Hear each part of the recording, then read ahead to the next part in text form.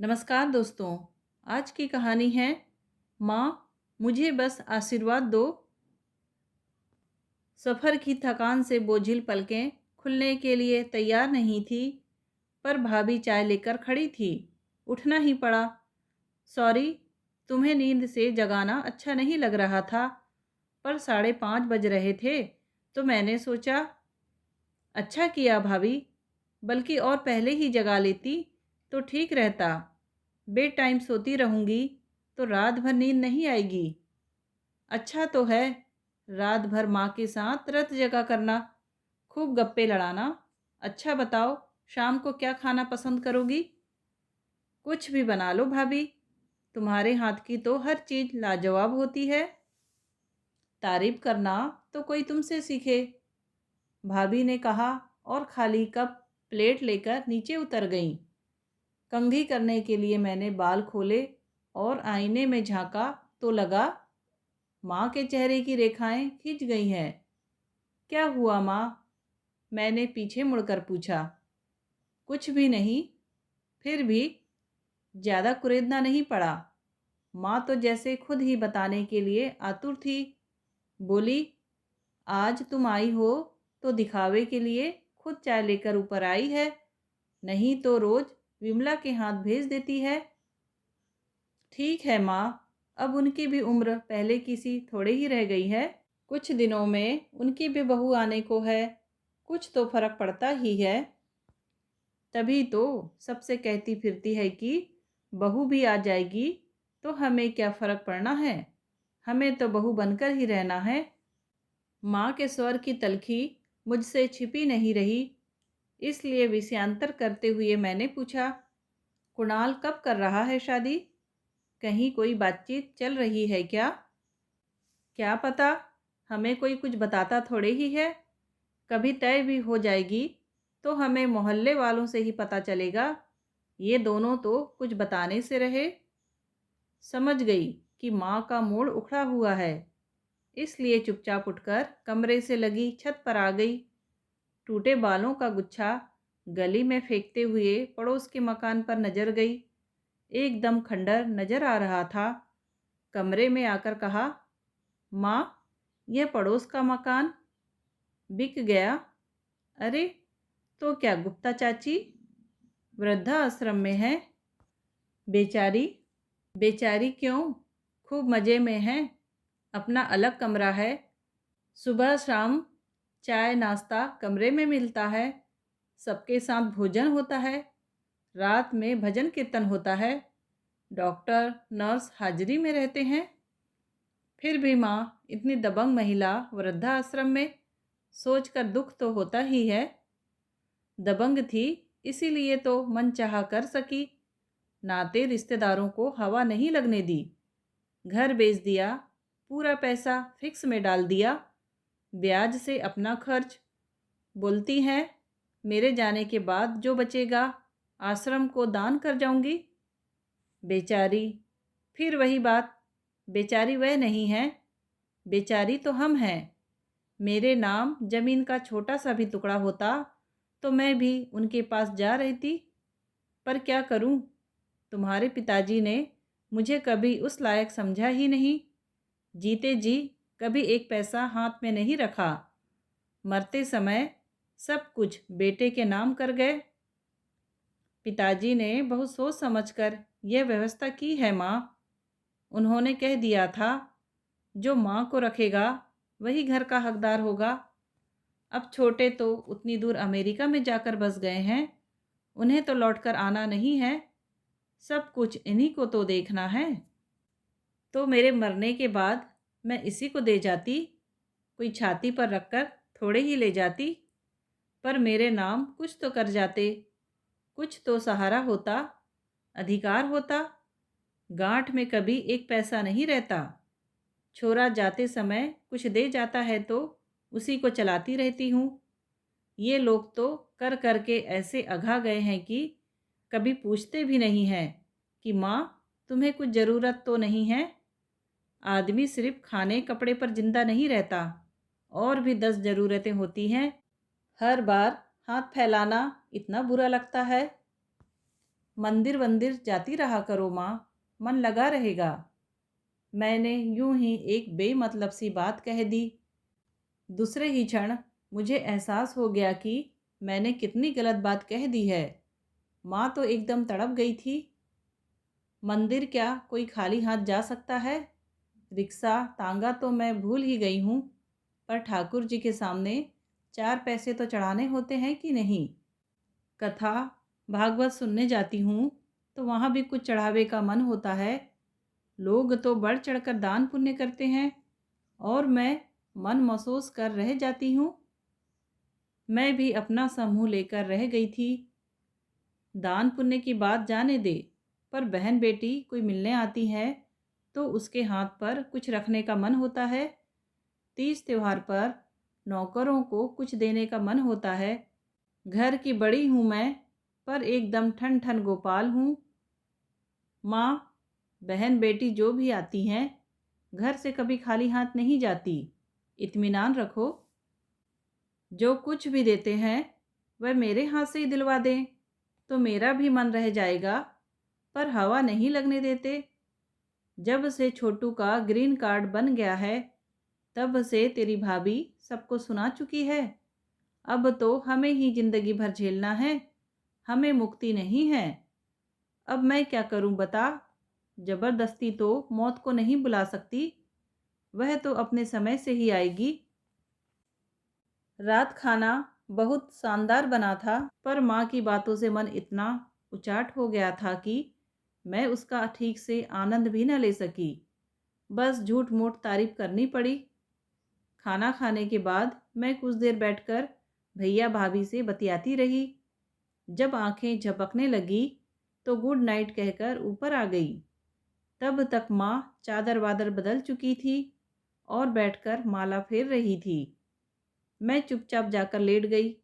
माला एक और रखकर माँ ने दरवाज़ा बंद किया और मेरे पास बैठते हुए बोली, चलो आज तुम्हारे बहाने नीचे डाइनिंग टेबल पर खाने का मौका मिला, नहीं तो रोज कमरे में ही थाली आ जाती है। क्यों? आए दिन कोई ना कोई खाने पर आया रहता है, उनके बीच में कहाँ जाऊंगी। फिर कभी कुछ अल्लम गल्लम पकता है, तब भी मेरे कारण संकोच होता है, इसलिए मेरी थाली ऊपर ही आ जाती है। मैं चुप रही, बोलती भी क्या। माँ ही अपनी सुनाती रही। मुझे नीचे उतरे 8-8 दिन हो जाते हैं। कभी भूल से रसोई में पाँव दिया भी तो दौड़ी चली आएगी। माँ जी, कुछ चाहिए क्या? मैं बना देती हूँ। कभी बैठक के कमरे में बैठना चाहती हूँ तो कहेगी, इनके पास कोई आने वाला है। बोर हो जाती हूँ रे, टीवी भी कितना देखूंगी। कोई बोलने बतियाने को तो चाहिए। मेरे हिस्से में तो नौकर चाकर ही आते हैं। उनसे बात करती हूँ तो दोनों नाराज हो जाते हैं कि छोटे लोगों को मुंह लगा रखा है। तुम्हारी कोई सखी सहेली नहीं है? इतनी सारी तो थी। हैं क्यों नहीं, पर उनके यहाँ जाऊंगी तो कभी उन्हें भी बुलाना पड़ेगा, चाय नाश्ता करवाना पड़ेगा। बहू से यह सब करवाने की हिम्मत है मेरी? कुछ देर तक मैं सोच में डूबी रही। फिर मैंने एकाएक कहा, माँ, कुछ दिन मेरे साथ चलोगी? अच्छा लगेगा, तुम्हें भी और हमें भी। पिताजी के बाद जब भी घर आई हूँ वातावरण में बदलाव महसूस किया है, पर इस बार तो माँ गृहस्थी से एकदम ही निष्कासित सी लगी। इसीलिए मैंने पहली बार उनसे साथ चलने का आग्रह किया। संयोग से मेरी सासू माँ भी इन दिनों देवरानी के प्रसव के लिए अमेरिका प्रवास पर थी, इसलिए माँ को संकोच भी नहीं हुआ। मैंने डरते डरते भैया के सामने ये प्रस्ताव रखा। मन ही मन एक लंबी भूमिका भी बना ली थी कि गुप्ताइन के चले जाने से माँ अकेलापन अनुभव कर रही है। मेरे साथ जाएगी तो थोड़ा बदलाव हो जाएगा, जी बहल जाएगा। बच्चे भी नानी को बहुत मिस कर रहे हैं, नानी को पाकर खुश हो जाएंगे। परंतु मुझे यह सब कहने की ज़रूरत ही नहीं पड़ी। वे दोनों तो जैसे इस प्रस्ताव की कब से प्रतीक्षा कर रहे थे। तुरंत हामी भर दी। बल्कि मुझे थोड़ा बुरा भी लगा। थोड़ी आनाकानी करते तो अच्छा लगता। भैया स्टेशन पर छोड़ने भी आए, पर मौन ही बने रहे। बस इतना भर कहा कि पहुंचकर फ़ोन कर देना। माँ से इतना तो कह सकते थे कि अपना ख्याल रखना, जल्दी लौटना, नहीं तो यहाँ बहुत सूना लगेगा। यह बात माँ को भी अखर गई होगी। पूरे रास्ते वह गुमसुम ही बनी रही। आखिर मुझे कहना ही पड़ा, माँ, मैं तुम्हें ज़बरदस्ती तो नहीं लाई हूँ ना? क्या सचमुच तुम्हारा मन आने का नहीं था? नहीं रे, बल्कि मैं तो अपने राम लखन को देखने के लिए बेताब हूँ। उन्हें देखे कितने दिन हो गए। तू भी तो हर बार अकेले चली आती है। उनकी पढ़ाई हर्ज होती है माँ। अब यह थोड़े ही कह सकती थी कि सासू माँ बच्चों से कुरेद कुरेद कर सब पूछ लेती है। तुम्हारे चेहरे से तो कहीं नहीं लगता कि तुम अपने नवासों को देखने के लिए व्याकुल हो। जरा शक्ल देखो अपनी। 12 बज रहे हैं। बुरा लग रहा है रे। इस लड़के की अकल तो देख। जानता है बेटी के घर जा रही हूँ। क्या 150 रुपये भी हाथ में नहीं रख सकता था? बस टिकट निकाल दिया और फर्ज पूरा हो गया। अच्छा, इसलिए तुम मुंह फुलाकर बैठी हो? तो राज की बात सुनो। सुबह तुम जब नहाने गई थी ना, तब भैया ऊपर आए थे। उन्होंने तुम्हारे लिए रुपये दिए हैं, पर भाभी से छुपा कर दिए हैं। इसलिए मैंने वहाँ चर्चा नहीं की। कहीं तुम कुछ कह बैठती तो वहाँ महाभारत मच जाता। माँ के चेहरे की तनी हुई रेखाएं कुछ ढीली हुई और मैंने राहत की सांस ली। घर पहुंचकर मैंने 5,000 रुपये उनके हाथ में दिए। उन्होंने एक बार अविश्वास से मुझे देखा और फिर रुपये चुपचाप अपनी संदूक में रख दिए। माँ मेरे यहाँ कुल 2 महीने रही। वह समय खूब अच्छा बीता, मेरा भी और माँ का भी। बच्चे भी खुश थे। हम लोगों ने खूब मज़े किए। पिकनिक पर गए, पार्क की सैर की, मॉल में घूमे, ठेले पर चाट खाई, होटल में खाना खाया, मंदिरों में दर्शन किए, हॉल में पिक्चर देखी, घर पर पुरानी फिल्मों की डीवीडी लाकर देखी। माँ के लिए साड़ियाँ खरीदी गई। उन पर बाकायदा फॉल पीको करवाया गया, मैचिंग ब्लाउज सिलवाए गए। पुरानी साड़ियों को ड्राई क्लीन और रोलर प्रेस करवाकर प्रेजेंटेबल बनाया गया। माँ से मैंने 2-3 तरह के अचार बनवा लिए। खस्ता, कचौरी, मठरी, बेसन के लड्डू, गाजर का हलवा बनवाया। तरह तरह की भरवा सब्जियाँ और कोफ्ते बनवाए। दामाद एकदम खुश थे। उनसे ज़्यादा माँ खुश थी। पिछले दिनों रसोई से जैसे उन्हें देश निकाला दे दिया गया था। मेरी रसोई में वे मुक्त होकर अपना हुनर दिखा रही थी। मैंने माँ की मामा मौसियों से फ़ोन पर बात करवाई। एक बार तो छोटे भैया को भी फ़ोन लगा दिया। माँ बहुत खुश हुई। बोली, चलो तुम्हारे यहाँ आकर यह एक काम अच्छा हो गया। अपनों से बात हो गई। वहाँ फ़ोन आता भी है तो अक्सर तो मुझसे बताते ही नहीं हैं। बताते भी हैं तो मेरे नीचे उतरने तक फ़ोन कट ही जाता है। मैं कभी करना चाहूँ तो 100 बात पूछती है। क्यों करना है? क्या कहना है? अभी 15 दिन पहले तो बात हुई थी। छोटे से तो आधी रात को बात होती है, मुझे पता ही नहीं चलता। इसी बीच माँ का जन्मदिन पड़ा। अब तक तो कभी मनाया नहीं था, पर मुझे तिथि याद थी, इसलिए धूमधाम से मनाया। माँ से हमने होटल में शानदार पार्टी ली। फिर हम सब ने मिलकर उन्हें एक मोबाइल भेंट किया।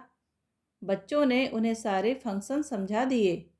मैंने मामा के, मौसियों के, छोटे भैया के नंबर फीड कर दिए। मेरा और बड़े भैया का भी कर दिया। बड़े का नंबर क्यों दे रही है? एक ही घर में रहते हैं, फिर भी तो बात नहीं होती है। अब फ़ोन पर क्या बात करेगा? उनका नंबर सबसे ज़्यादा ज़रूरी है माँ। ऊपर के कमरे में अकेली टंगी रहती हो। रात बेरात कुछ होने लगे तो उन्हें बुला तो सकती हो। माँ ने विरक्ति से मुंह बिचका दिया, पर मैंने ध्यान नहीं दिया। भैया का नंबर मैंने इसी उद्देश्य से भर दिया था। फ़ोन पाकर माँ इतनी उत्साहित थी जैसे किसी बच्चे को नया खिलौना मिल गया हो। उन्होंने बारी बारी से सबको फ़ोन किया और बड़ी ठसक के साथ अपना नंबर बताया। छोटे भैया को भी फ़ोन करके बता दिया कि कभी भूल से माँ की याद उसे आए तो इस नंबर पर फ़ोन कर लेना। इसकी फ़ीस कब भरनी होगी? माँ ने मासूमियत से पूछा। उसकी चिंता तुम मत करो, यह जिम्मा मेरा है, मैंने आश्वस्त किया। मैं तो चाह रही थी कि माँ कुछ दिन रहे। मेरी सासू माँ को आने में अभी 2 महीने बाकी थे, पर माँ बोली, बेटी के घर ज़्यादा दिन रहना ठीक नहीं है। वे लोग तो मुझे तुम्हारे भरोसे छोड़कर निश्चिंत हो गए हैं। अगर यहीं बनी रही तो मेरा कमरा भी किराए से चढ़ा देंगे। जाते समय मैंने कुछ रुपये उनके पर्स में रख दिए तो बोली, छोटू ने भेजे हैं क्या? छोटू क्यों भेजने लगा? मैं तुम्हारी कमाऊ बेटी नहीं हूँ क्या? मैंने दिए हैं? नहीं, मैंने सोचा तब बड़े ने दिए थे, अब शायद छोटे ने भेजे होंगे। मैंने चौंक कर माँ की ओर देखा। उनकी आंखें शरारत से चमक रही थी। तुम्हें क्या लगा? तुमने कहा और मैंने मान लिया। अरे, जो लड़का बीबी से छुपाकर मेरी खांसी की दवाई नहीं ला सकता, वह एक मुश्त मुझे 5,000 देगा। मैंने शर्म से सिर झुका लिया तो मेरे सिर पर हाथ फेरते हुए बोली, तुम शर्मिंदा क्यों हो रही हो? शर्मिंदा तो उन्हें होना चाहिए। तुमने तो मुझे इतनी खुशी दी है कि उसका मोल नहीं हो सकता। वैसे भी मेरे पास आशीर्वाद के सिवा देने के लिए कुछ है ही नहीं। तुम्हारी ये खुशियाँ मुझ पर उधार रही। कैसी बात करती हो माँ? तुम्हारा आशीर्वाद ही तो चाहिए, बाकी तो ईश्वर का दिया सब मेरे पास है, मैंने कहा और माँ के आंचल में मुंह छुपा लिया। माँ मेरे सिर पर धीरे धीरे हाथ फेरती रही। लगा जैसे मुझ पर आशीर्वादों की वर्षा हो रही है। दोस्तों, कहानी सुनने के लिए आपका धन्यवाद। कहानी पसंद आई हो तो प्लीज़ लाइक, शेयर और सब्सक्राइब